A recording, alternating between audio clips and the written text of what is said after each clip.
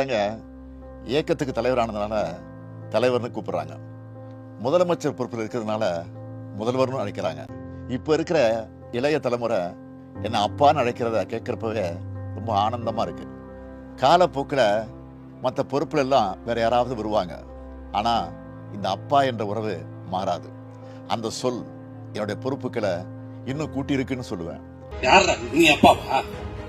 யாருக்கு யாரா அப்பா? ஈனமான சூடு சொல்றேன் இல்ல, சூடு சொல்றேன் இல்ல, அப்பான்னு கூப்பிடுறாங்க. இந்த ஆட்சியில பிள்ளைகளை நம்பி ஸ்கூலுக்கு அனுப்ப முடியல.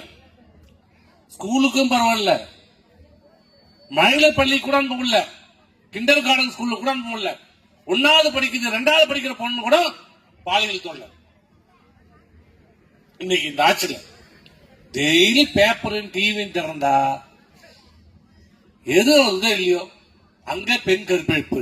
கற்பழிப்புனா ஒருத்தவர் இல்ல, 4 பேர் சேர்ந்து கற்பழிப்பு, 5 பேர் சேர்ந்து கற்பழிப்பு, 1 வயசு குழந்தை கற்பழிப்பு, 4 வயசு குழந்தை கற்பழிப்பு, 30 பெண் கற்பழிப்பு, வீடுக்குள்ள பூண்டு கற்பழிப்பு, 80 வயசு மூதாட்டியும் கற்பழிப்பு.